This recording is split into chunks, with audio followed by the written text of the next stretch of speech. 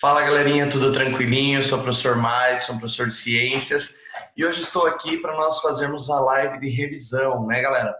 Hoje da semana 8, né? Então nós vamos, nessa live de hoje nós vamos fazer a live de revisão com a resolução dos exercícios, os exercícios propostos pela professora na videoaula, né? Então hoje nós vamos resolver alguns exercícios, beleza? Referente à semana 8. Tranquilo, pessoal? Vamos lá, então. E para essa revisão, né, para essa videoaula de hoje, vocês precisam ter em mãos o seu livro didático, volume 2, beleza? E, claro, além do seu livro didático, volume 2, também se quiser acompanhar com o caderno de atividades, né, às vezes tem alguma dúvida lá, só dá uma revisada lá no caderno de atividades para conseguir resolver esses exercícios, tá? Então, assim, acompanha lá comigo essa resolução dos exercícios, beleza? E prestem bastante atenção, tranquilinho? Às vezes, se tiver alguma dúvida, pausa o vídeo, confere novamente, volta, enfim.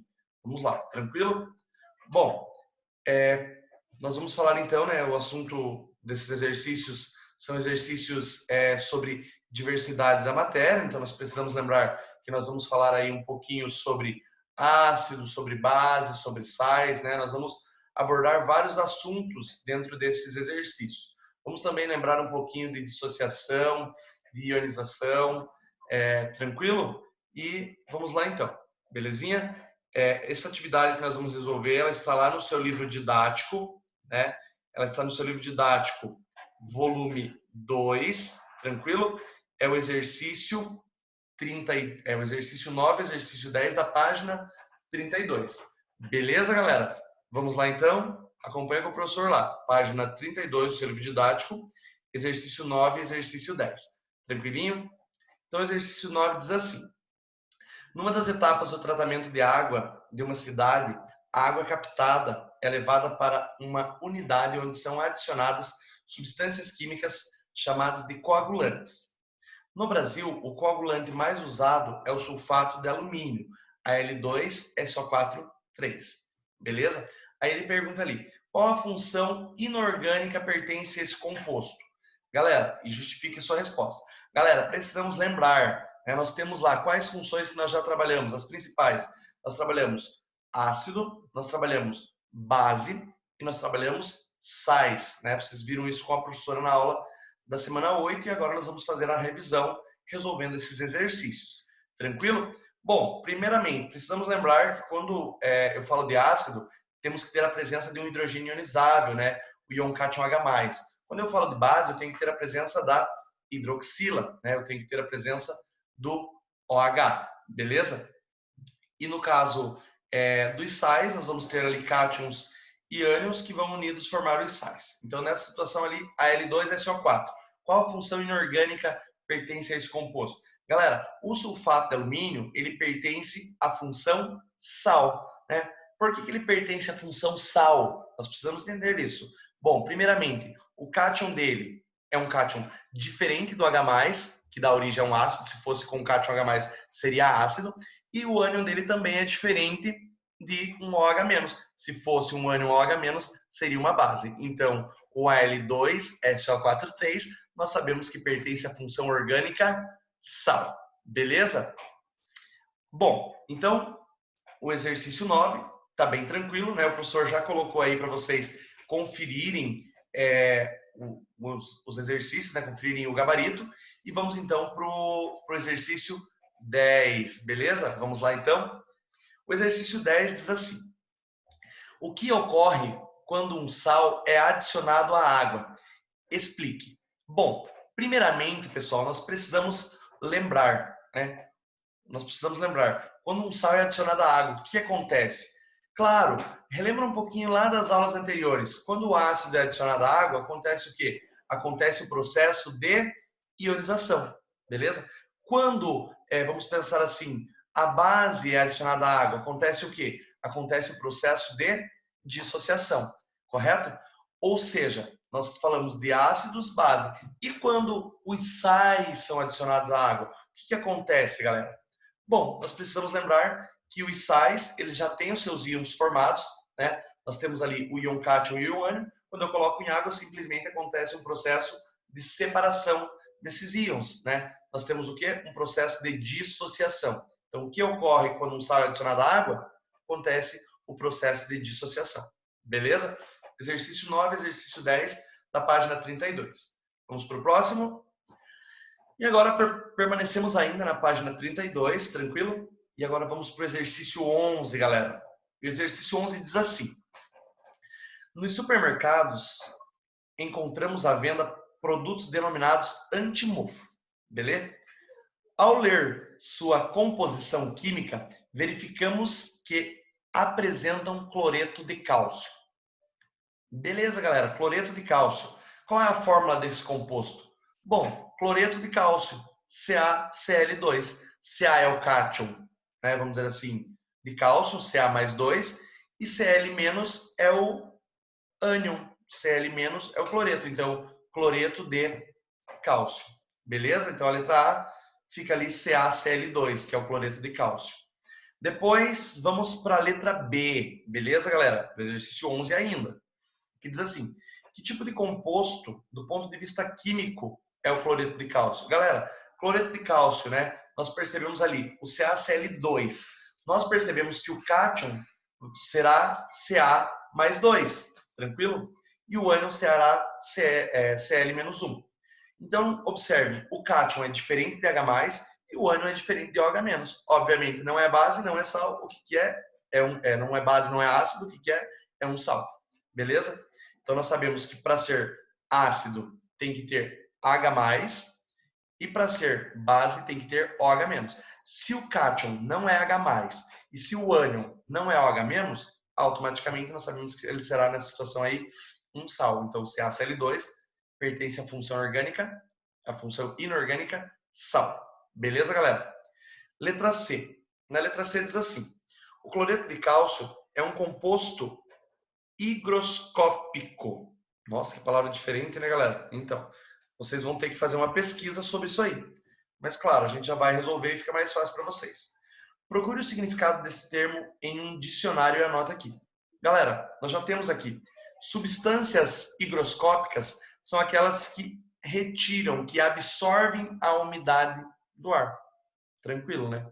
Então nós sabemos o que é uma substância, o que é um composto higroscópico. Composto higroscópico é aquele composto que absorve a umidade do ar. Beleza? E na letra D diz assim: relacione a propriedade dos compostos higroscópicos à sua ação antimofo. Pessoal, é fácil. Nós precisamos lembrar que se esse composto higroscópico ele retira a umidade do ar, né? O que acontece? Automaticamente nós sabemos, né, que vai diminuir, vamos considerar assim, a umidade do ar. Consequentemente, diminuindo a umidade do ar, nós sabemos então que a ação antimofo ela diminui. Então, ali, se vocês observarem a letra D, ao diminuir a umidade do ar, essas substâncias retiram um dos componentes essenciais ao desenvolvimento dos fungos, que é o vapor da água disperso na atmosfera. Então, esses compostos higroscópicos, o que acontece? Eles retiram a umidade, e essa umidade é que os fungos utilizam para sobreviver. Então, fica bem tranquilo aí. Belezinha? Vamos lá, então. Agora, vamos para a página 36, pessoal. Exercício número 7, da página 36, beleza? E o exercício número 7 diz assim: algumas informações sobre dois elementos químicos são apresentadas a seguir, beleza? Simplesmente nós temos ali duas imagens, né? Nós temos ali o cálcio e o cloro, representação ali, ó. Cálcio 40,078, cloro 35,453, né? São as respectivas massas atômicas destes elementos. Beleza? E vamos lá então para o exercício. O exercício diz assim: considerando os dados apresentados, é correto afirmar que o cálcio e o cloro, bom, ele está levando em consideração o átomo de cálcio e o átomo de cloro. Nós precisamos ali indicar, né, vamos dizer assim, qual é a alternativa correta. Bom, letra A, formam ligações covalentes? Pessoal, observem, cálcio é metal, cloro é ametal. Metal com ametal realiza ligação iônica. Então a letra A está descartada. Na letra B diz assim: são do mesmo período da tabela periódica? Bom, pessoal, aí é simples, né? É fácil. Se vocês observarem, vocês vão perceber o quê? Que o cloro, né? Ele está onde? Né? Ele está lá no terceiro período da tabela periódica. Tudo bem? E o cálcio está no quarto período. Então nós percebemos o quê? Nós percebemos que eles não estão, vamos dizer assim, no mesmo período. Letra C. Então a letra B está descartada também. Letra C. Forma uma substância iônica CaCl2? Bom, nós já sabemos que se eles fazem ligações iônicas, obviamente ele vai formar uma substância iônica. Beleza? Só que nós precisamos lembrar e entender se a fórmula formada será CaCl2. Galera, presta atenção comigo. Cátion de cálcio, Ca mais 2. Ânion de cloro, Cl-1. Faz a regra de escorrega, carga de cátion vira número de ânion, carga de ânion vira número de cátion. Obviamente, a fórmula, então, a fórmula mínima, no caso, fica CaCl2. Então, a alternativa correta é a letra C. Só para vocês entenderem. Letra D. Pertence à mesma família da tabela periódica? Por que não? Nós sabemos que o cálcio ele está lá nos metais alcalinos, né? Família 2A. E o cloro está lá na família 7A, nos halogênios. Então, eles não pertencem à mesma família. Tranquilinho? Vamos para o próximo exercício. Ainda na página 37, exercício 11 agora. E o exercício 11 diz assim, pessoal. A água pura não conduz corrente elétrica, mas se nessa água for dissolvida uma substância iônica ou mesmo uma covalente que produza íons, a solução aquosa resultante passará a conduzir eletricidade.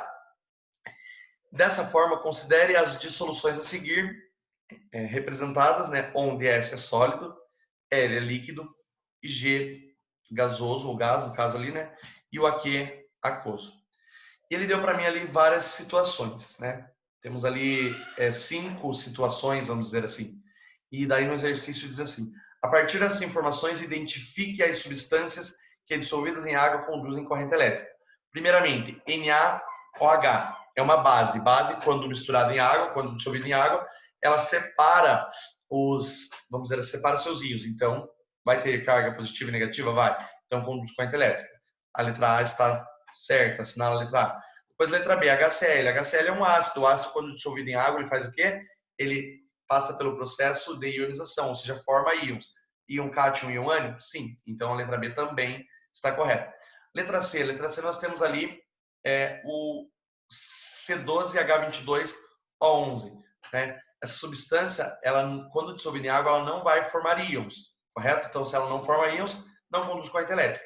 C2H5OH também não forma íons quando dissolvido em água, então nós sabemos que não conduz corrente elétrica. E o KCl é vamos dizer assim, o cloreto de potássio, nós sabemos que ele é um sal, e quando dissolvido em água, ele passa pelo processo de dissociação, separa os seus íons. Vamos dizer assim, separou íons. Tem íons? Tem. Se tem íons, positivo e negativo, tem condução de corrente elétrica. Então, a alternativa correta nessa questão fica a letra A, letra B e letra E. Beleza, galera? Vamos lá para mais um exercício? Agora o exercício 21, da página 39 do seu livro didático, tá? Vocês estão percebendo que nós estamos resolvendo exercícios hoje do seu livro didático. Beleza, galera? Mas, claro, se vocês tiverem alguma dúvida, vocês podem consultar o livro de atividades, enfim, fiquem à vontade, beleza? E o exercício 21 diz assim: nas estações de tratamento de água, uma das primeiras etapas é a floculação, que consiste na adição de substâncias químicas, chamadas de coagulantes. No Brasil, o coagulante muito utilizado é o sulfato de alumínio, Al2SO4,3. Nós já falamos um pouquinho sobre ele no exercício inicial. Ao ser adicionada a água com hidróxido de cálcio, CaOH2, obtido da reação do solvente com a cal virgem, CaO, para controle do pH, ocorre uma transformação química que produz uma substância insolúvel. A reação nos tanques de floculação pode ser representada da seguinte maneira. Então, ele deu ali uma reação para nós e ele pergunta assim lá na questão. Sobre a reação, responda às questões propostas. Letra A. Quais substâncias são reagentes e quais são produtos? Galera, precisamos lembrar. Reagentes estão antes da setinha, produtos eles estão depois, porque os reagentes eles são consumidos e os produtos são formados. Então, diz assim, quais são reagentes? É simples. Nós temos ali como reagente, né? Nós temos lá o sulfato de alumínio e como reagente também nós temos o hidróxido de cálcio. Como produto, né, nós temos lá o hidróxido de alumínio e o sulfato de cálcio. Beleza? Quem está antes da setinha é reagente, quem está depois, produto. A qual função orgânica pertence cada uma dessas substâncias? Bom, primeiramente, sulfato de alumínio, nós sabemos que é um sal. O hidróxido de cálcio, uma base. O hidróxido de alumínio, uma base. E o sulfato de cálcio, um sal. Beleza, galera? Vamos lá, então, para mais um exercício. Esse exercício é o último exercício que nós vamos resolver hoje. É um exercício que está lá no seu livro didático, na página 39, perdão, exercício 23. Ele diz assim: para combater a azia é necessário neutralizar o excesso de ácido estomacal com uma base, como o hidróxido de magnésio, ou seja, o conhecido leite de magnésio, e o hidróxido de alumínio, que podem ser encontrados em medicamentos antiácidos, tá? Ao ser ingerido, o ácido clorídrico do nosso estômago reage com a base do medicamento, conforme as reações a seguir. Ele deu ali as duas reações de neutralização. E diz lá, com relação a essas informações e seus conhecimentos sobre funções inorgânicas, marque V para as afirmativas verdadeiras e F para as falsas. Letra A. As reações correspondem à neutralização de um ácido por uma base com a formação de um sal e água? Sim. Por quê? Neutralização. Ácido mais base formando sal e água. Beleza, então tá verdadeiro.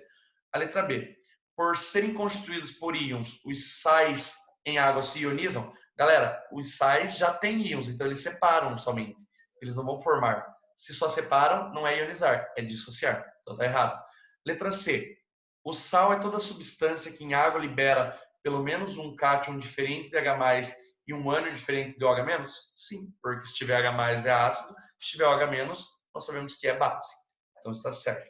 Letra D. As ligações entre átomos que constituem a água são iônicas? Galera, não. As ligações entre os átomos que formam a água são ligações covalentes, compartilhamento de elétrons. Beleza? E a letra E. Sal é um composto inorgânico formado por um cátion proveniente de um ácido e um ânion proveniente de uma base? Não. Nós sabemos que para formar um sal, eu preciso do cátion da base e do ânion do ácido. É o inverso. Tranquilo, galera? Belezinha? Bom, pessoal, muito obrigado e até uma próxima. Tchau, tchau.